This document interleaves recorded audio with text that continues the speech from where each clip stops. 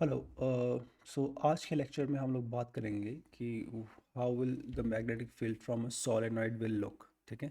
तो सोलेनॉइड को कि इससे पहले कि हम लोग अंडरस्टैंड करें कि सोलेनॉइड से मैग्नेटिक फील्ड कैसा नज़र आता है, इट विल बी इम्पॉर्टेंट कि हम लोग एक बार जल्दी से रिवाइज करें कि एक सर्कुलर रिंग जिसमें कि करंट फ्लो हो रहा है, उसकी वजह से मैग्नेटिक फील्ड उसके किसी जो उसका एक्सिस है उसके किसी पॉइंट पी पे कैसा नज़र आता है, राइट। तो हमारे पास एक सर्कुलर करंट कैरिंग रिंग था जो कि अभी के लिए हम लोग वाई जेड प्लेन पे एज्यूम कर रहे हैं। तो जो उसका एक्सिस है, अगर वो उसका जो सेंटर है अगर वो ओरिजिन पे है तो उसका axis will be along x axis, right. तो वो आप लोग चेक कर सकते हो। और हम लोग यहाँ पे मान रहे हैं कि जो कैपिटल आर है उस सर्कुलर रिंग का रेडियस है, और उस सर्कुलर रिंग में जो करंट है वो काउंटर क्लॉकवाइज डायरेक्शन में फ्लो कर रहा है, और जो टोटल करंट उसमें फ्लो कर रहा है that is given by I, right. So given all these conditions we know that जो करंट होगा किसी पॉइंट पी पे एक्सिस पे, because of sorry not current, the magnetic field because of this current carrying wire on point P which is on the axis of this loop is given by B is equal to mu naught जो आपका permeability है free space का times I R square upon two R square plus X. जो ये X है वो उसके centre से उस पॉइंट पी का परपेंडिकुलर डिस्टेंस है, राइट। एंड ये आपका पर्टिकुलर फॉर्मूला है। और यहाँ पे मैंने आई कैप क्यों लगाया है, क्योंकि अगर आप लोग इस करंट कैरिंग वायर पे राइट हैंड स्क्रू रूल, मतलब अगर आप लोग किसी भी इस वायर को अपने राइट हैंड से पकड़ते हो और अपने थंब को उस डायरेक्शन में पुट करते हो जिस डायरेक्शन में आपका करंट फ्लो कर रहा है, तो आपके जो फिंगर्स हैं आपको मैग्नेटिक फील्ड का डायरेक्शन देंगे। और आप लोग अगर इस पी पॉइंट पे सभी पार्ट इस करंट कैरिंग वायर के सभी पार्ट से इस पे आप लोग डायरेक्शन निकालने की कोशिश करोगे। हमने सेक्शन 7.5 में इसे डिस्कस किया है, जो कि इससे पिछला सेक्शन था आपके मॉडर्न की बुक में। तो वहाँ पे आप लोगों ने देखा था कि बाकी के सारे कंपोनेंट कैंसिल होते हैं, द ओनली कंपोनेंट जो कि एक्सिस के डायरेक्शन में रहेगा वो आपके पास बचेगा। ठीक है। तो ये आपके पास फॉर्मूला है, और इस फॉर्मूला के बेसिस पे हम लोग एक और चीज़ निकाल सकते हैं कि मान लीजिए अगर मैं बोलता हूँ कि ये पॉइंट पी एग्जैक्टली अगर सेंटर पे है तो क्या मैग्नेटिक फील्ड होगा। तो उस केस में आपको कुछ नहीं करना है, आपको एक्स की वैल्यू को ज़ीरो पुट करना है। And if you put X is equal to zero, आपके पास नीचे आर स्क्वेयर बचेगा, आर स्क्वेयर की power 3/2, two and two will cancel each other and you will be left with r की power 3, and r square will cancel r की power 3 and you will be left with this particular formula। तो ये जो answer है वो B at centre है, ठीक है, बी एट सेंटर जो कि इसी का स्पेशल केस है। नाउ अगर मैं आपसे एक सवाल पूछता हूँ कि अगर आप लोग यहाँ पे एक रिंग की जगह दो रिंग्स रखो, मतलब एक के ऊपर एक अगर आप रिंग्स रखो तो पी पे क्या मैग्नेटिक फील्ड होगा। तो दो रिंग्स रखने से होगा क्या, अगर दोनों जो आपके पास रिंग्स हैं वो दोनों करंट कैरी कर रहे हैं आई, तो आप लोग जब एक के ऊपर एक रिंग रखोगे तो ओवरऑल जो करंट है वो आई से बढ़ के 2 टाइम्स आई हो जाएगा। वैसे ही अगर मैं आपको बोलता हूँ कि आप तीन रिंग्स रखोगे तो 3 टाइम्स आई हो जाएगा, और एन रिंग्स रखोगे तो एन टाइम्स आई हो जाएगा। तो आपको इस पूरे कैलकुलेशन में सिर्फ करंट को इंक्रीज करना है। तो अगर मैं आपसे पूछूं when there are N turns in the ring, मतलब कि आप लोग इसी रिंग में एन टर्न्स है और हर टर्न में आई करंट फ्लो कर रहा है, ओके। तो जो आपका फॉर्मूला है वो सिंपली एन टाइम्स पुराना जो सिंगल रिंग का मैग्नेटिक फील्ड का फॉर्मूला है वो हो जाएगा, ओके। तो ये आप लोगों ने दिमाग में रखना है। यही हम लोग बेसिक आइडिया जो है सोलेनॉइड के मैग्नेटिक फील्ड को अंडरस्टैंड करने में यूज़ करेंगे। तो सबसे पहले सोलेनॉइड होता क्या है। Solenoid is just like your spring shape में आपके पास जो सर्कुलर रिंग्स हैं वो स्प्रिंग शेप में आगे की तरफ जाते हैं और वहाँ से एक करंट फ्लो कर रहा है, राइट। अगर आपको पता है कि हर सर्कल एक मैग्नेटिक फील्ड अपने एक्सिस के थ्रू प्रोड्यूस कर रहा है, जैसे कि हम लोगों ने यहाँ पे देखा था कि किसी पी पॉइंट पे अलोंग एक्सिस एक्सिस के अलोंग आपका मैग्नेटिक फील्ड फ्लो कर रहा था। तो वैसे ही एग्जैक्टली इस केस में अगर मैं आपको बोल रहा हूँ कि पर्टिकुलरली आपका जो मैग्नेटिक करंट है वो अगर इस वायर से इस डायरेक्शन में जा रहा है, राइट, तो वो इन सर्कल्स में भी वायर जा रहा, करंट जा रहा होगा। उसके बेसिस पे आप लोग ये राइट हैंड स्क्रू रूल से चेक कर सकते हो कि अलोंग द एक्सिस बीच में से एक ऐसा सॉरी बीच में से एक ऐसा मैग्नेटिक फील्ड क्रॉस करेगा, ठीक है। एक बार आप लोगों ने राइट हैंड रूल लगाना है, माय बैड, आई थिंक इस पर्टिकुलर केस में आपके पास इस डायरेक्शन में होगा, वेट, राइट, नो नो, या, तो ये इस पर्टिकुलर डायरेक्शन में होगा, right, that is correct, sorry. एक बार आपने ये वो चेक करना है कि आपके पास ये पर्टिकुलर रिंग है, यहाँ पे आपके पास इस डायरेक्शन में करंट फ्लो कर रहा है, एंड अगर आप लोग राइट हैंड स्क्रू रूल यहाँ पे लगाते हो, ठीक है, आपके पास मैग्नेटिक फील्ड इस सोलेनॉइड के अंदर इस डायरेक्शन में होगा। फॉर एग्जांपल अगर आप मैं बोल रहा हूँ कि ये आपका एक्स एक्स एक्सिस है, तो आपके पास एक्स एक्सिस में एक मैग्नेटिक फील्ड होगा, और यहाँ पे रिमेंबर आपके पास बहुत सारे लूप्स है और सभी का मैग्नेटिक फील्ड का कंट्रीब्यूशन आएगा, और आपके पास ओवरऑल जो मैग्नेटिक फील्ड होगा वो इन सभी रिंग्स का कंट्रीब्यूशन होगा, जितने रिंग्स हैं सोलेनॉइड में, ओके।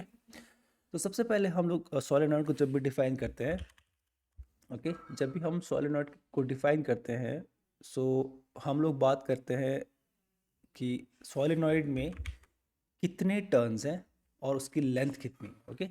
उससे हम लोग एक क्वांटिटी स्मॉल एंड डिफाइन करते हैं, जो यहाँ पे सिंपली नंबर ऑफ टर्न्स नहीं बताएगा, यहाँ पे ये आपको बताएगा number of turns per unit length, okay.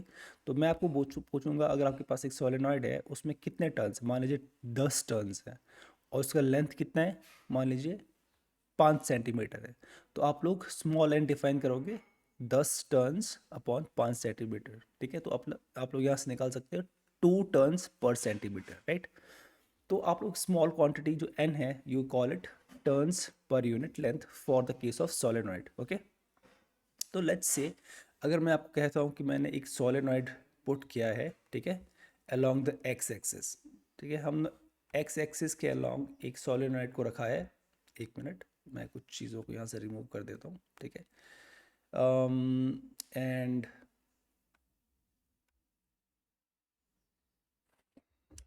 Just wait, okay. तो ये आपके पास सोलेनॉइड है जो कि एक्स एक्सिस की तरफ आपने पुट किया है।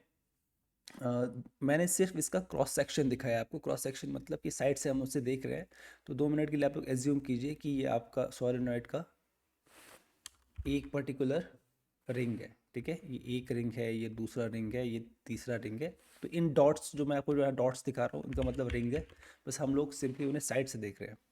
तो मैं भी बोल रहा हूँ कि आपके पास सोलेनॉइड है अलोंग द एक्स एक्सिस, अगर आपके पास और इसका एक पर्टिकुलर रेडियस आर है, राइट। तो इस सेंटर जो इसका एक्सिस है जो कि अलोंग एक्स एक्सिस है, जितना ऊपर की तरफ है आर उतना ही नीचे की तरफ भी होगा। और मैं आपको कह रहा हूँ कि जो सोलेनॉइड है इस ओरिजिन से स्टार्ट होके एक्स एक्सिस की तरफ वो इंक्रीज होता जा रहा है। कितना इंक्रीज हो रहा है अभी हम लोग उसकी बात नहीं करेंगे, उस लेंथ की बात हम लोग बाद में करेंगे, ठीक है। तो किसी पर्टिकुलर पॉइंट पी जो कि एक्सिस पे लाई कर रहा है उसके ऊपर हमने मैग्नेटिक फील्ड निकालना है इस पूरे सोलेनॉइड की वजह से, ठीक है। तो सबसे पहले जो पॉइंट पी है वो ओरिजिन से एक्स नॉट के डिस्टेंस पे है, और हम लोग बोल रहे हैं कि हम लोग सबसे पहले सोलेनॉइड पूरे सोलेनॉइड की वजह से मैग्नेटिक फील्ड नहीं निकालेंगे, सबसे पहले एक सोलेनॉइड के सेक्शन की वजह से। तो ये सेक्शन है पर्टिकुलरली, ठीक है, इस सेक्शन की वजह से हम लोग पॉइंट पी पे आपका मैग्नेटिक फील्ड निकालने की कोशिश करेंगे, ओके। तो सबसे पहले हम लोग बोल रहे हैं कि जो ये स्मॉल सेक्शन है उसका जो लेंथ है वो डी एक्स है, ठीक है, और वो जो सेक्शन है ओरिजिन से एक्स डिस्टेंस की दूरी पे है। अब रिमेंबर डी एक्स असल में एक फाइनाइट थिकनेस है, बट आप लोग इसे बहुत स्मॉल एज्यूम करते हो, तो उस केस में आप लोग ये बोलोगे कि इस सेक्शन का ओरिजिन से डिस्टेंस तो एक्स है, बट इस सेक्शन का पी से क्या डिस्टेंस है।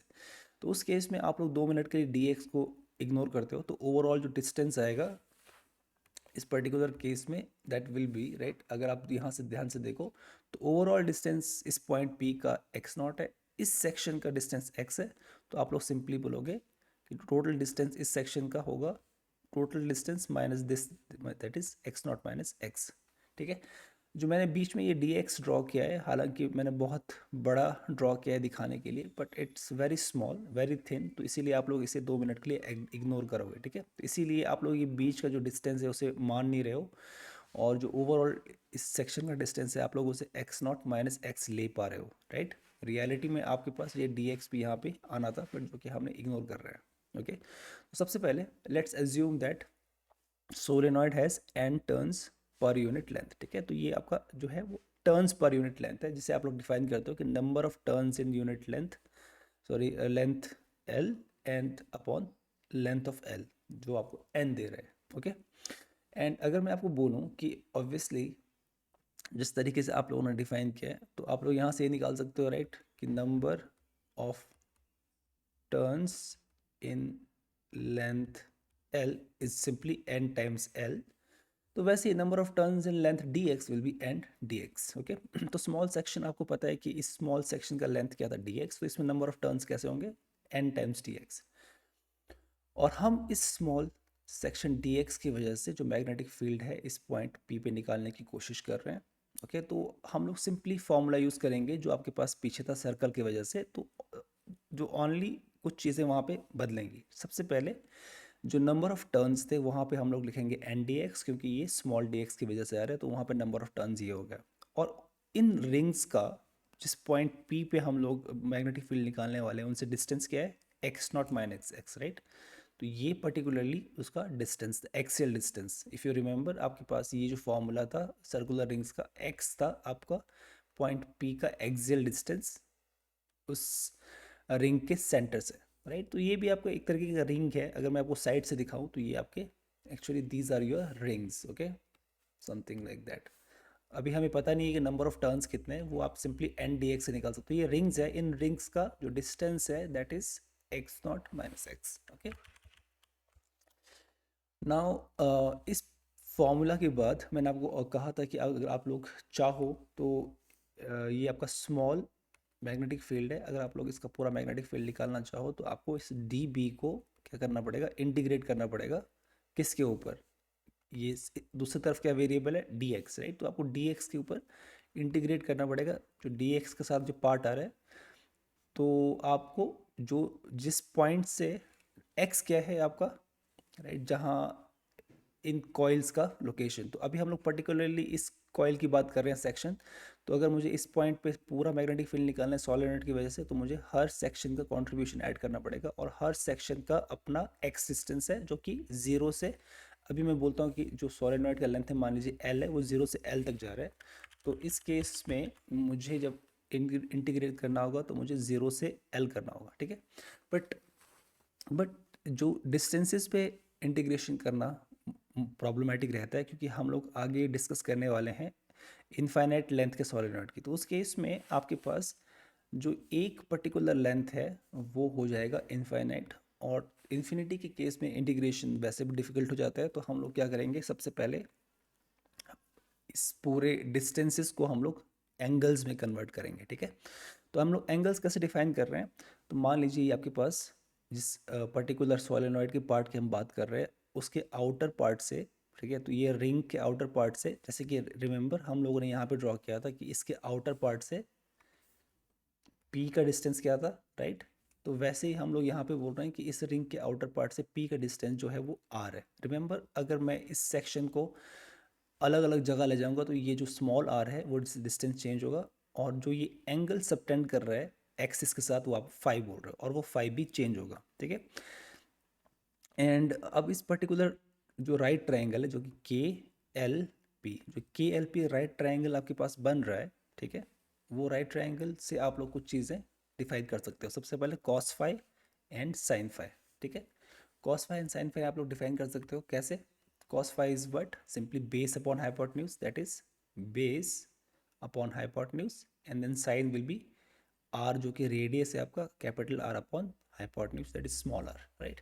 तो हम मैंने यहाँ पे दोनों चीज़ें यहाँ पे डिफाइन कर दी हैं, और उसके बाद आप लोग यहाँ से cot phi डिफाइन कर सकते हो, okay. cot phi will be simply cos phi upon sin phi, cos phi upon sin phi, दोनों स्मॉल r कैंसिल्स होकर आपके पास ही मिलेंगे।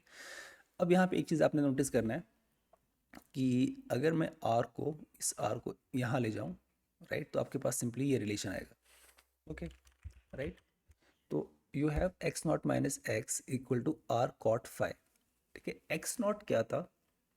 एक्स नॉट पी पॉइंट का डिस्टेंस था ओरिजिन से, राइट। पी पॉइंट का डिस्टेंस ओरिजिन से, ये जो है that is a fix quantity. ठीक है, ये नहीं बदल रहा। जो ओनली थिंग बदल रहे हैं, जिसके ऊपर आप लोग इंटीग्रेट करने की कोशिश कर रहे हैं, दैट इज़ योर एक्स। ठीक है, एक्स क्या है? उस सेक्शन का ओरिजिन से डिस्टेंस सॉलिनॉइड के, जिसकी वजह से आप लोग यहाँ कंट्रीब्यूशन देख रहे हो। आप कंट्रीब्यूशन हर सेक्शन की वजह से देखोगे तो आप एक्स को एक्स के ऊपर इंटीग्रेट करने की कोशिश करोगे और एक्स को चेंज करोगे, राइट। तो हम लोग क्या करेंगे, जो डी एक्स है उसे डी फाइव में कन्वर्ट करने के लिए हम लोग दोनों तरफ डेरिवेटिव लेंगे। ठीक है, तो एक्स नॉट आपके पास कांस्टेंट है तो उसका डेरिवेटिव जीरो होगा। इसका जो डेरिवेटिव है वो डी एक्स होगा, पर आपके पास माइनस साइन है। और जो कॉट फाइव है, यहाँ पे जो कैपिटल आर है वो रेडियस है सोलेनोइड का, वो भी कांस्टेंट है, तो उसके ऊपर कोई डेरिवेटिव नहीं होगा। डेरिवेटिव होगा कॉट फाइव का। कॉट फाइव का डेरिवेटिव मैंने आपको यहाँ पे एक्सप्लेन किया है कि वो minus cosecant square five D five आएगा। ठीक है, क्योंकि आप लोग जब भी किसी चीज़ का डेरिवेटिव लेते हो, जैसे मान लीजिए आप डी साइन फाइव ले रहे हो, ठीक है, तो साइन का डेरिवेटिव क्या होता है? Cos five. बट क्योंकि आप लोग डेरिवेटिव किसी और से नहीं ले रहे हो, आप लोग डायरेक्ट एग्जैक्ट डेरिवेटिव ले रहे हो, तो आपके पास डी फाइव एक्स्ट्रा आएगा। इस चीज़ का आपने दिमाग में रखना है। तो वैसे ही मैंने हर जगह यहाँ पे D five and D five रखा है, और जो बाद में बाहर निकल के आपके पास डी फाइव बन रहा है। ठीक है, तो आपके पास जो डी एक्स है, अब वो डी फाइव और फाइव के टर्म्स में आ चुका है। तो आपको क्या करना है, यहाँ पे डी एक्स को रिप्लेस करना है। ठीक है, डी एक्स को आपने रिप्लेस किया, बट आपके पास अभी डिनोमिनेटर में एक्स बाकी है। ठीक है, तो इस केस में आप लोग क्या करोगे, आप लोग पाइथागोरस थ्योरम लगाओगे। तो पाइथागोरस थ्योरम क्या कहते हैं कि जो ये स्मॉल आर है वो हाइपोटेन्यूज है, कैपिटल आर आपके पास क्या है? परपेंडिकुलर, और ये बेस है। तो कैपिटल आर स्क्वायर प्लस जो ये आपके पास एक्स नॉट माइनस एक्स का whole square will be equal to R square. तो उसका हम लोग इस्तेमाल करके क्या करेंगे, ये आपके पास पाइथागोरस थ्योरम आ गया। पर आपके पास रिमेंबर, आपके पास रियलिटी में बेस में क्या है? Power three by two, right. तो सबसे पहले आप लोग अंदर वाले पार्ट को स्मॉल आर टू से आर आर के स्क्वायर से रिप्लेस कर सकते हो यूजिंग पाइथागोरस थ्योरम। तो वहाँ पे आपके पास टू एंड टू कैंसिल होकर आपको स्मॉल आर की पावर थ्री देंगे। ओके, तो अभी तक मैंने डी एक्स को रिप्लेस नहीं किया है। तो मैंने आपको कहा था डी एक्स के केस में आपके पास इंटीग्रेशन जीरो से एल करना पड़ रहा था। बट अगर आपके पास फाइव में कन्वर्ट करोगे, फाइव में कन्वर्ट करने से क्या हो रहा है, आप लोग सबसे पहले नीचे के पार्ट को आपने स्मॉल आर के क्यूब में कन्वर्ट कर दिया, और डी एक्स की वैल्यू जब मैं पुट करूँगा यहाँ पे, तो रिमेंबर एक आर आपके पास यहाँ से एक्स्ट्रा आ रहा है, वो आर यहाँ उसकी वैल्यू यहाँ पुट करते ही आर की पावर थ्री हो जाएगा और कोसिकेंट स्क्वायर हो जाएगा। ओके, और जो लिमिट्स होंगे फाइव एंड फाइव टू की, वो कैसे होते हैं, राइट। पहले आपके पास एक्स के केस में क्या लिमिट थे? जीरो से एल। फाइव के केस में क्या होंगे? फाइव वन से फाइव टू। बट ये फाइव वन फाइव टू क्या है?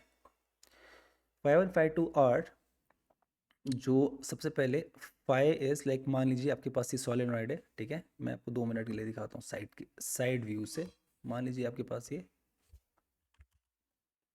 सोलेनॉइड है। ठीक है, ओके। तो ये सोलेनॉइड अगर मैं दिखा रहा हूँ आपके पास, तो इसका ये सबसे पहला एंड है जिसको मैं ओरिजिन पे मान रहा हूँ, और जो सबसे एंड वाला एंड है उसे एल डिस्टेंस पे मान रहा हूँ। ठीक है, और इसी पॉइंट पी है जहाँ पे हम लोग क्या निकालना चाहते हैं? Magnetic field. तो सबसे पहले जो आपके पास ये किसी भी रिंग का आउटर पार्ट से जब आप लोग पी पॉइंट को कनेक्ट कर रहे हो, सबसे पहले वाले इनिशियल पार्ट से जो वो एंगल बना रहा है इस एक्सिस के साथ, वो आपका फाइव वन होगा। और वही अगर आप लोग कनेक्ट करो सबसे फाइनल पॉइंट ऑफ सोलेनॉइड से, जो कि एल डिस्टेंस पे है, जो एंगल बनाएगा वो आपका फाइव टू होगा। ठीक है, तो zeroth position X is equal to zero के लिए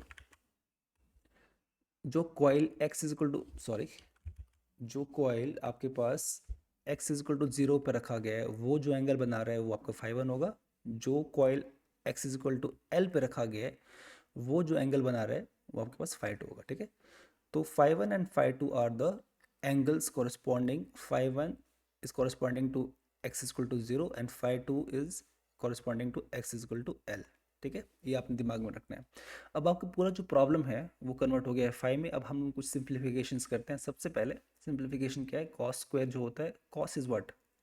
वन अपॉन साई। तो आप लोगों ने कॉसिकेंट स्क्वायर को वन अपॉन साई की फॉर्म में पुट कर दिया है। और आपके पास जो कैपिटल आर अपॉन आर है, क्योंकि इसकी पावर भी थ्री है, इसकी पावर भी थ्री है, तो आप ओवरऑल थ्री ले सकते हो। But you know that R upon capital R upon small R is sine phi. तो उसकी जगह आप लोग साइन फाई पुट कर सकते हो, वो हो जाएगा साइन फाई फाई की पावर या sine phi cube, right. And जो नीचे का स्क्वायर है वो उसे कैंसिल करेगा, you will be left with this particular formula.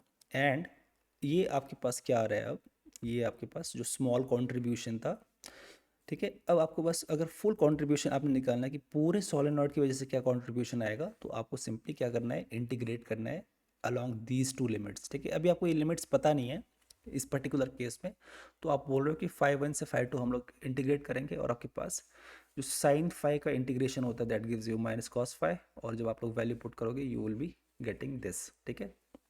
यहाँ पे मैंने आई कैप जो है वो मैग्नेटिक फील्ड का डायरेक्शन दे रहा है, ओके। यहाँ पे हम लोगों ने पर्टिकुलरली ये एज्यूम किया है कि करंट इस सोलेनॉइड में इस तरीके से है कि आपके पास मैग्नेटिक फील्ड इस डायरेक्शन में है, ठीक है।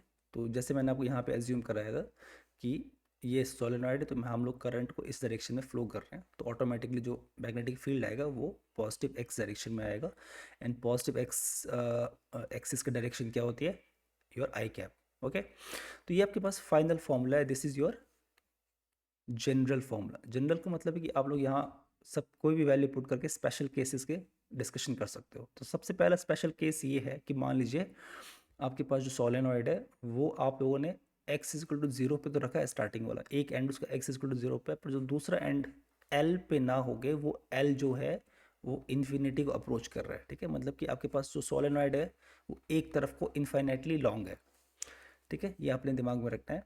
तो आप लोग इनफाइनाइट जो लेंथ है एक तरफ, उसको आप लोग फाइव में कैसे कन्वर्ट करोगे, राइट। आपको क्योंकि आपको जो फाइनल आंसर है वो किस पे डिपेंड कर रहा है, 5 1 और 5 2 पे। सबसे पहले 2 मिनट के लिए आप लोग ये एज्यूम कीजिए कि आपका जो ए फर्स्ट पोजीशन है, ठीक है, वो x इक्वल टू 0 पे है, ठीक है। 2 मिनट के लिए मैं इस वाले पार्ट को रिमूव करता हूँ।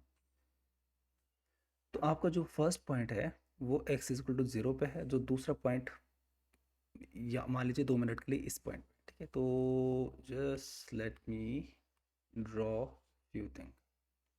मान लीजिए ये आपका सोलेनॉइड का पहला पार्ट है, ये दूसरा पार्ट है, ओके।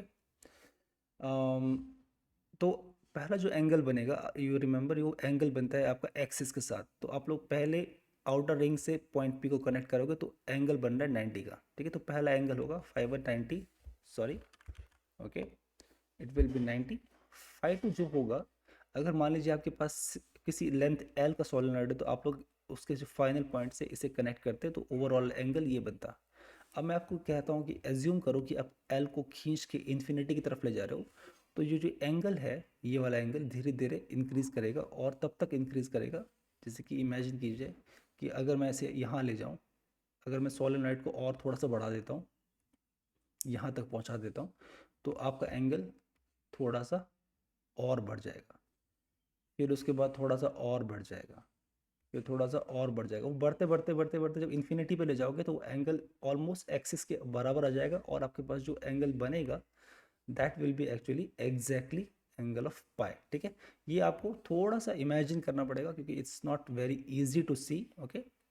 सो इस केस में आपके पास जो दो लिमिट्स आ रही हैं, जहाँ पे एक एंड जो आपके पास है, जो फर्स्ट एंड है वो x इक्वल टू 0 पे है, जो दूसरा एंड है वो आप l को इन्फिनिटी पे ले जा रहे हो, तो उस केस में आपके पास एंगल जो आता है, पहला एंगल आएगा π/2, दूसरा एंगल आएगा क्या, पाई। इनकी वैल्यू जब आप पुट करोगे तो आप लोगों के पास जो फाइनल आंसर आएगा that will B particularly this, okay. एक बार आप लोगों ने इस आंसर को, ठीक है, कंपेयर करना है जो आपके पास सबसे पहले हम लोगों ने डिस्कस किया था एक सिंगल रिंग के केस में। सिंगल रिंग के केस में जो सेंटर पे मैग्नेटिक फील्ड आ रहा था दैट वाज दिस। तो इन दोनों फार्मूलाज में आपने सिर्फ आपस में ये कंपेयर करना है कि क्या डिफरेंस है, ठीक है। जो फाइनल आंसर आपके पास मैग्नेटिक फील्ड का आ रहा है, तो सोलेनॉइड के केस में जो कि इनफाइनाइट सोलेनॉइड है और आप उसके एक एंड के सेंटर पे मैग्नेटिक फील्ड देख रहे हो, तो दैट इज दिस। बट अगर आपके पास एक सिर्फ रिंग है तो उस केस में ये आपके पास फॉर्मूला है, ठीक है। देखिए यहाँ पे जो कुछ डिफरेंसेस है, एन क्यों आ रहा है, क्योंकि यहाँ पे आपके पास एन टर्न्स पर यूनिट लेंथ है, ठीक है। सोलेनॉइड में एक रिंग्स, एक से ज़्यादा रिंग्स है, तो आपके पास यहाँ पे एन आ रहा है। रिमेंबर, ये एन नंबर ऑफ रिंग्स नहीं है, ये रिंग्स पर यूनिट लेंथ है, ओके। सेकेंड चीज़ यहाँ पे जो आ रहा है एक रिंग के केस में, that is your capital R. वो डिपेंड कर रहा है कि आपके पास जो रिंग है, एक रिंग है, उसका रेडियस क्या है, राइट। उसका रेडियस क्या है, अगर आपके पास रिंग स्मॉल रेडियस का है तो आपके पास मैग्नेटिक फील्ड ज़्यादा होगी, अगर रेडियस ज़्यादा है तो मैग्नेटिक फील्ड कम होगी। बट इस केस में आपके पास रेडियस का कोई इन्फॉर्मेशन नहीं है। आप किसी भी रेडियस का सोलेनॉइड यूज़ कर सकते हो, ठीक है। अगर आप लोग बड़ा सोलेनॉइड यूज़ कर रहे हो या 16 छोटा सोलेनॉइड यूज़ कर रहे हो, ठीक है, तो उस केस में आप लोग, आपके पास जो मैग्नेटिक फील्ड है वो उस रेडियस से इंडिपेंडेंट है, ठीक है, तो इंडिपेंडेंट है। ओके। अब अगर हम लोग बात करें कि अगर आपके पास जो पॉइंट पी है वो बिल्कुल सेंटर पे है, ठीक है, वो पॉइंट पी सेंटर पे है। सेंटर का मतलब ये है कि देखिए, अगर आपके पास मैग्नेटिक फील्ड है, अ, अगर आपके पास सोलेनॉइड है जो कि इनफाइनाइट लेंथ का है, तो उस केस में कोई भी जो पॉइंट है, ठीक है, रिमेंबर एक चीज़ यहाँ पे आपने ध्यान देना है कि अगर आपके पास कोई सोलेनॉइड है, ठीक है,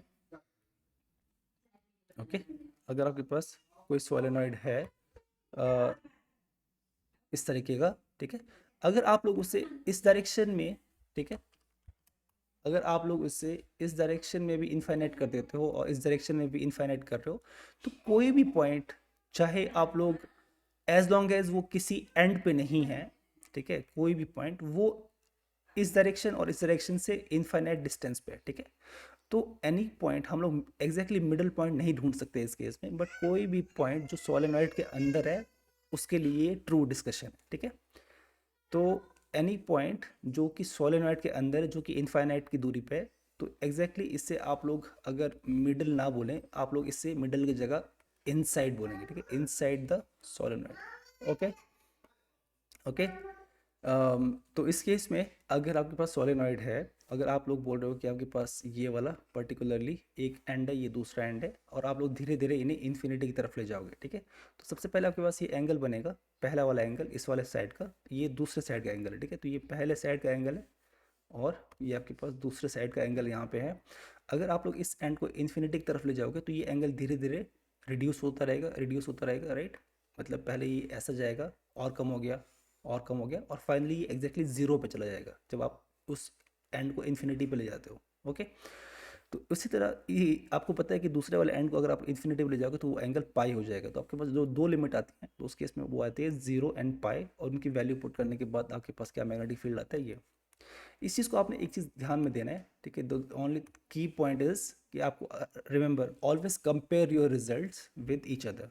तो जब भी आप लोग किसी एक्सट्रीम एंड पे, रिमेंबर यहाँ पे सिर्फ हमने एक एंड की बात की थी, आप लोग केस नंबर 3 में देख सकते हो, आपको जो बुक में डिस्कस किया है वहाँ पे आप लोग अगर ये मान के चलते हो कि आप लोग इस पॉइंट पे ना निकाल के इस पॉइंट पर रख रहे हो, इस पॉइंट पे आप लोग मैग्नेटिक फील्ड निकाल रहे हो और दूसरे एंड को जो कि दूसरी तरफ वाला एंड है उससे इनफाइनाइट लॉन्ग कर रहे हो, तो वो भी आपके पास सेम ही मैग्नेटिक फील्ड आएगा। बट उस केस में बस जो आपके पास फाई है, phi one will be zero, phi two will be pi by two, तो उस केस में आपके पास एग्जैक्टली सेम रिजल्ट आएगा, ठीक है। बट किसी भी पॉइंट जो कि सोलेनॉइड के अंदर है, जो कि उसके किसी एंड की बात नहीं कर रहे हैं, हम अंदर की बात कर रहे हैं, तो उस केस में मैग्नेटिक फील्ड क्या आ रही है। और दोनों में आपने क्या कंपेयर करना है, दोनों में क्या डिफरेंस है, इज कि जो एक्स्ट किसी भी एंड पे आप लोग मैग्नेटिक फील्ड निकाल रहे हो वो अंदर के मैग्नेटिक फील्ड से क्या है, हाफ, ठीक है। तो किसी भी पॉइंट पे जो अगर आप सोलेनॉइड के किसी भी एंड पे अगर आप मैग्नेटिक फील्ड निकालने की कोशिश करते हो तो वो अंदर की मैग्नेटिक फील्ड के कंपैरिजन में हाफ होगा, ये आप लोगों ने अपने दिमाग में रखना है, ठीक है। अब हम लोग जल्दी से, आपके पास कुछ प्रॉब्लम्स है, सेक्शंस हैं, उन प्रॉब्लम्स पे आते हैं, ठीक है। ओके।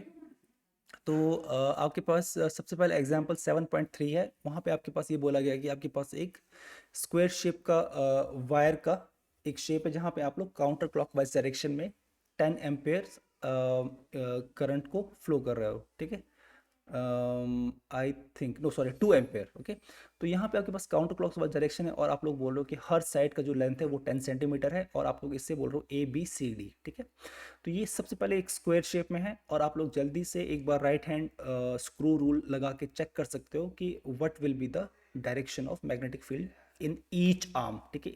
ईच आर्म मतलब आपके पास 4 आर्म्स है, A B, B C, C D and D A. इन सभी की वजह से पॉइंट पी पे किस डायरेक्शन में मैग्नेटिक फील्ड आएगा। अगर मैं आपसे सिंपल सवाल पूछता हूँ कि अगर आपके पास जो ये पूरा बॉक्स या स्क्वायर है वो एक्स वाई प्लेन में रखा गया है तो पॉइंट पी पे मैग्नेटिक फील्ड किस डायरेक्शन में होगा। एक बार ज़रा सोच के बताना, सोच के just try to convince yourself कि पॉइंट पी पे जो मैग्नेटिक फील्ड होगा वो पॉजिटिव जेड डायरेक्शन की तरफ होगा। ओके, और यहाँ पे सबसे पहले हम लोग क्या करेंगे, जो लेंथ ए बी है, ए बी, उसकी वजह से आपके पास पॉइंट पी पे क्या मैग्नेटिक फील्ड होगा उसका हम इस्तेमाल करेंगे। तो सबसे हम लोगों ने ये आपका आई थिंक 7.4 में ये सेक्शन में डिस्कस किया कि किसी स्ट्रेट लाइन जो कि करंट कैरी कर रहे हैं जिसका लेंथ पर्टिकुलरली है, उसकी वजह से क्या मैग्नेटिक फील्ड किसी पॉइंट पे होता है। ठीक है, तो उसका फॉर्मूला हम लोगों ने निकाला था ये वाला, एक बार आपने उसका कैलकुलेशन देख लेना है। तो द फॉर्मूला में क्या क्या है, आपके पास जो आर है वो उस पॉइंट पी का जहाँ पे आप लोग मैग्नेटिक फील्ड निकालना चाहते हो उस लाइन की वजह से वो उसका परपेंडिकुलर डिस्टेंस आता है। तो इस केस में अगर मैं आपको बोलूँ कि आर क्या होगा, राइट, अगर आप लोग बोल रहे हो कि ये जो हर लेंथ है वो 10 सेंटीमीटर का है, सबसे पहले स्क्वायर के केस में सारे के सारे डायगोनल जो होते हैं वो आपस में 90 डिग्री बनाते हैं। ठीक है, और अब आप लोग इसका इस पॉइंट पी को, अगर आप इस पॉइंट पी से परपेंडिकुलर डिस्टेंस निकालते हो वो एक्चुअली स्क्वायर के केस में 90 डिग्री का एंगल बनाता है। ठीक है, और वो जो डिस्टेंस होगा वो इस जो आपके पास साइड्स का लेंथ है उसका हाफ होता है। तो अगर ये 10 सेंटीमीटर है तो ये डिस्टेंस होगा 5 सेंटीमीटर। ठीक है, तो आपका आर है 5 सेंटीमीटर। ठीक है, ये आपको खुद सोचना पड़ेगा। ठीक है, ये आपको प्रॉब्लम में नहीं दिया होगा। तो ये डिस्टेंस आपका 5 सेंटीमीटर हो गया। ओके, तो दिस इज 5 सेंटीमीटर। अब आपको क्या चाहिए, आपको 5 एंड 5 टू चाहिए। ओके, 5 एंड 5 टू आपके पास इफ़ यू गो बैक वो एंगल्स होते हैं जो पॉइंट पी से उस वायर का ए बी लेंथ का जो वायर है उसका फर्स्ट एंड सेकंड पार्ट जो एंगल बनाते हैं। ठीक है, तो यहाँ पे आप लोग नेगेटिव एंड पॉजिटिव की बात नहीं करोगे, जो 5 होगा 5 1 होगा वो इस तरफ को होगा और 5 2 इस तरफ को। तो क्योंकि ये 90 डिग्री का एंगल था और ये आप लोग एक बाइसेक्टर, ये जो परपेंडिकुलर लाइन जो ड्रॉ करे वो एंगल को एग्जैक्टली बाइसेक्ट करेगा, तो आपके पास π/4 एंड π/4 का एंगल बनेगा इस तरफ और इस तरफ, अगर आप पॉइंट पी से देखते हो। ठीक है, और यही चीज़ बाकी के साइड्स के लिए भी एग्जैक्टली ट्रू होगी, क्योंकि आपके पास जो स्क्वायर है उसमें ये सिमेट्री है कि वो हर पॉइंट ऑलमोस्ट सेम कंट्रीब्यूशन, एक सेम तरीके से ही ये कंस्ट्रक्शन होगा, ये जो एंगल्स का है डिस्टेंस का है। तो इस केस में आपके पास 5 1 विल बी π/4, 5 2 विल बी π/4। तो अगर मैं बोलूँ कि magnetic field at point P, एक मिनट के लिए मैं बाकी का सारा जो ये मैंने बहुत सारा चीज़ें ड्रॉ किया है इसे मैं अगर मैं रिमूव कर दूँ, ठीक है, एक मिनट।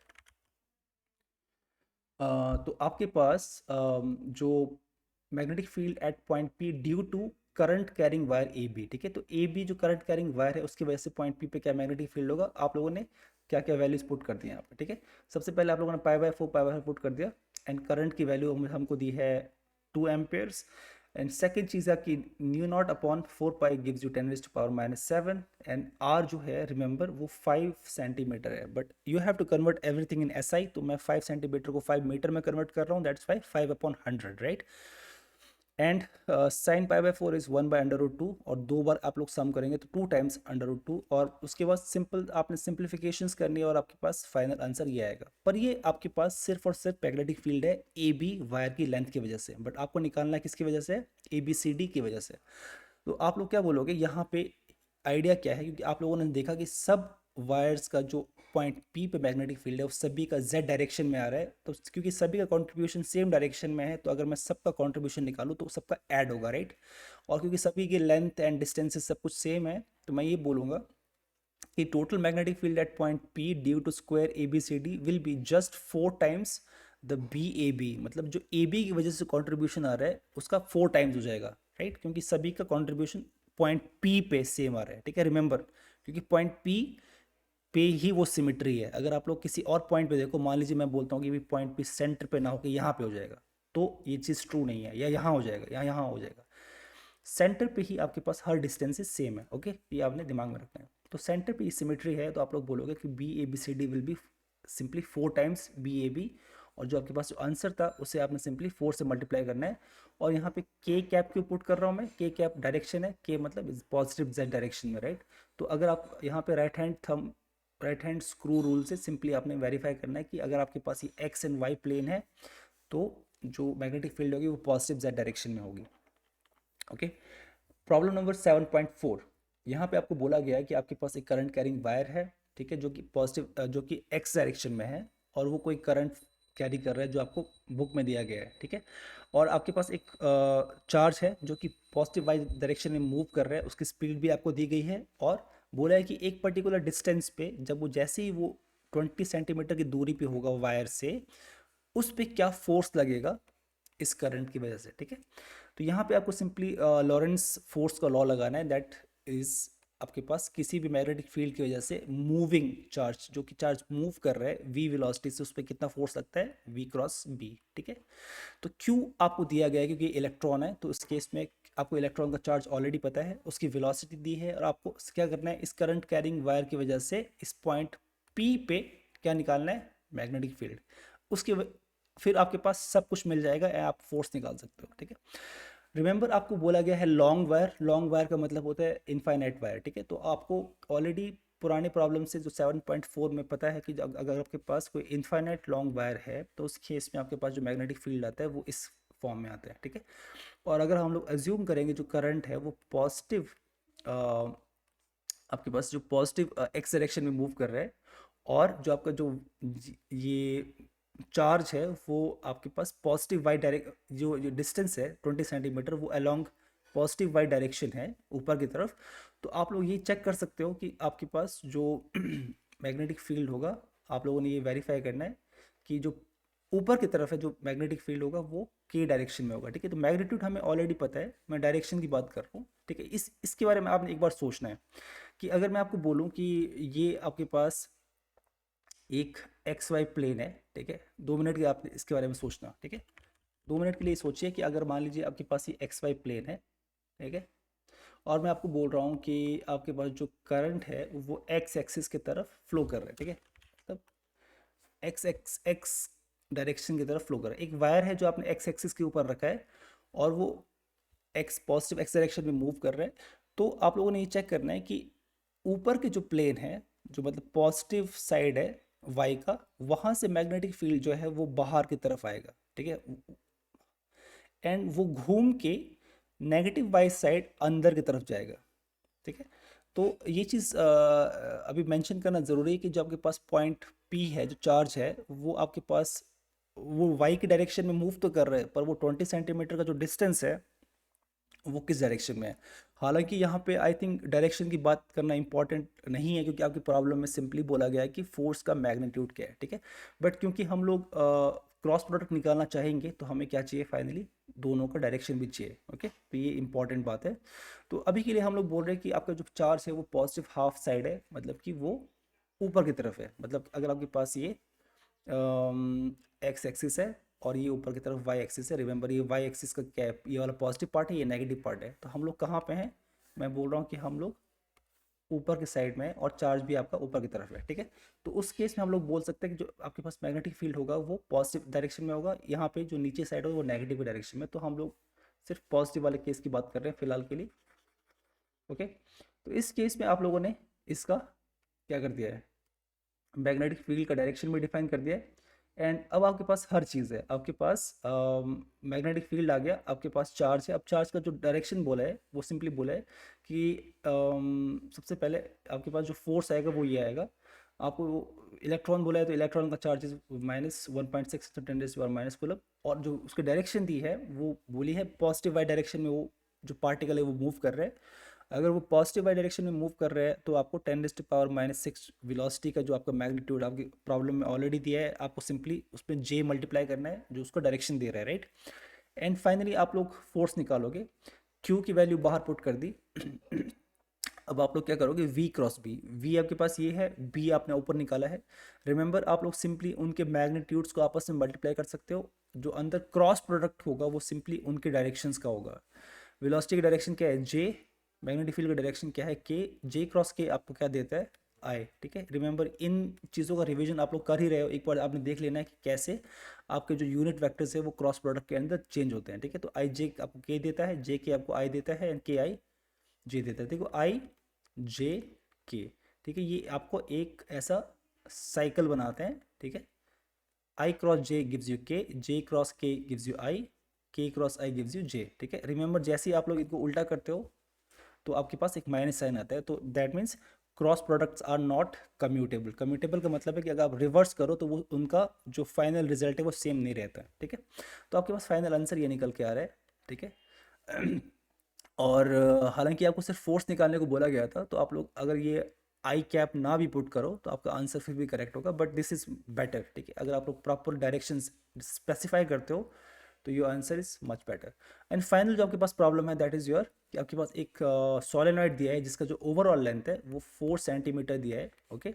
और उसका जो रेडियस है या डायमीटर है वो आपको 8 सेंटीमीटर दिया है, तो ठीक है, ये पूरा डायमीटर वो 8 सेंटीमीटर है, तो रेडियस क्या हो गया 4 सेंटीमीटर। और आपको बोला है किसी पॉइंट पी पे जो कि सेंटर पे है उस पर क्या मैग्नेटिक फील्ड निकल के आएगा, ठीक है। सबसे पहले ये आपके पास जो सोलेनॉइड है वो इनफाइनाइट लेंथ का नहीं है, अभी आपको इनफाइनाइट लेंथ का वो नहीं दिख रहा, ठीक है, क्योंकि उसका लेंथ फिक्स दिया है 4 not 4 centimetre, sorry 4 metre, okay 4 metre. Length 4 metre है पर रेडियस जो डायमीटर है वो 4 सेंटीमीटर है, ठीक है। तो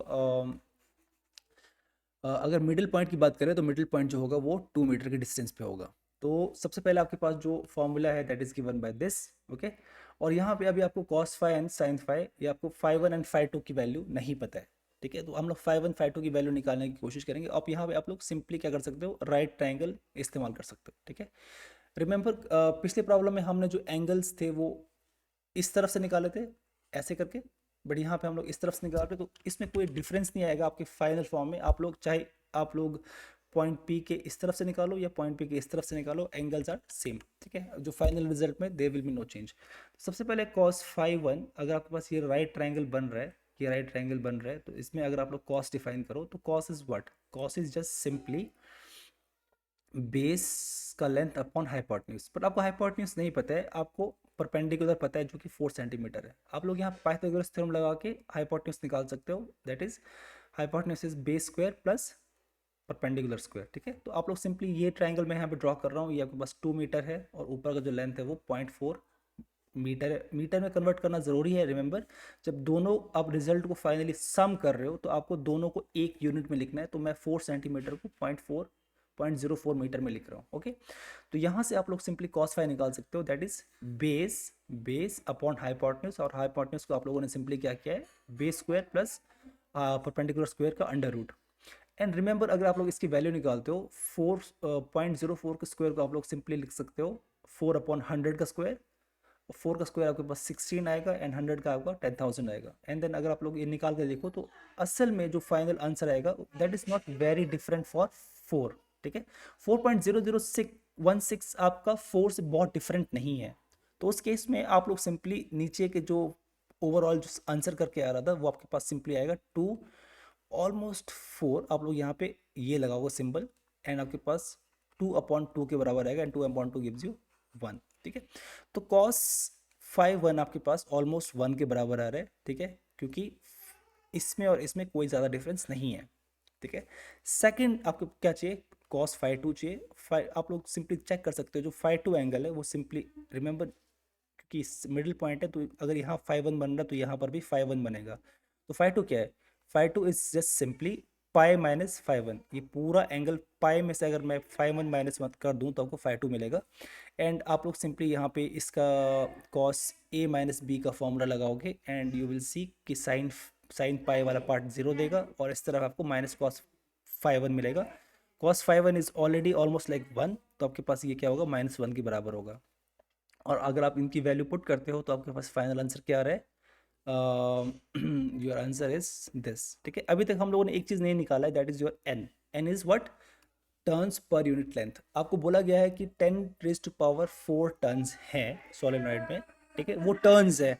आपको टर्न पर यूनिट लेंथ निकालना है, उसके लिए आपको क्या करना है, ये इसको उसके ओवरऑल लेंथ था क्या था, आपके पास जो ओवरऑल लेंथ था दैट वाज योर 4 मीटर, उससे डिवाइड करना है।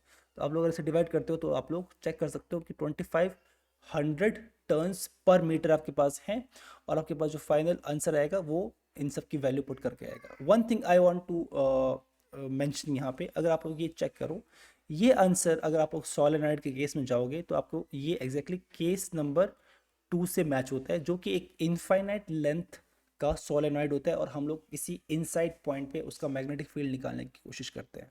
बट रिमेंबर ये जो आपके पास सोलेनॉइड है वो इनफाइनाइट लेंथ का नहीं है, बट फिर भी आपका आंसर इनफाइनाइट लेंथ की तरह आ रहा है। क्यों? क्योंकि असल में हालांकि ये इनफाइनाइट लेंथ का नहीं है, बट यहाँ पे जो की मैटर करता है कि किस सोलेनॉइड को आप लोग इनफाइनाइट लेंथ का मान सकते हो, उस केस को आप लोग इनफाइनाइट लेंथ का मान सकते हो जहाँ पे असल में उसका जो क्रॉस सेक्शन का रेडियस है, जो कि इस केस में क्या है 4 सेंटीमीटर, और 4 सेंटीमीटर को अगर मैं 2 मिनट के लिए मीटर के फॉर्म में लिखूं, दैट इज व्हाट 0.04 मीटर। अगर उसका जो क्रॉस सेक्शन का रेडियस उसके लेंथ के कंपैरिजन में बहुत स्मॉल है, राइट, लेंथ क्या है 4 metre, 4 metre is much much larger than 0.04, ठीक है। और आप लोग बोल सकते हो सिंपली कि क्या, अगर मैं 4 से दोनों तरफ डिवाइड करूं, राइट, तो ये 1 से बहुत स्मॉल है, ठीक है। आप लोग किसी भी ऐसे सोलेनॉइड को जिसका क्रॉस सेक्शन का रेडियस जो कि आपके पास आर होता है, ठीक है, और उसका जो लेंथ है, अगर अगर उसका आर बहुत बहुत स्मॉल है उसके लेंथ से, तो वो एक तरीके से आपके पास इनफाइनाइट सोलेनॉइड की तरह ही वर्क करता है, ठीक है। तो ये चीज़ आप लोगों ने दिमाग में रखनी है कि हालांकि असल में सोलेनॉइड इनफाइनाइट लेंथ का नहीं है, बट आप किसी भी ऐसे सोलेनॉइड को जिसका लेंथ उसके क्रॉस सेक्शन के रेडियस से बहुत लंबा है, उससे आप लोग इनफाइनाइट लेंथ की तरह ही एज्यूम कर सकते हो। और जो आपके पास मैग्नेटिक फील्ड आएगा वो इस तरीके से आएगा कि आपका जो कि आपका इनफाइनाइट के सोलेनॉइड के केस में निकल के आता है, ठीक है। तो ये आप लोगों ने ये वाला पॉइंट दिमाग में रखना है। उसके बाद तो सिंपली आपने वैल्यूज पुट कर दी और आपके पास जो आंसर आएगा वो टेस्ला में आएगा, क्योंकि हमने हर चीज़ को ऐसा यूनिट में पुट किया है, एंड मैग्नेटिक फील्ड का यूनिट आपके पास टेस्ला है, ठीक है। Okay, that's it for today's lecture, and I will soon be uploading other lectures as well. Okay.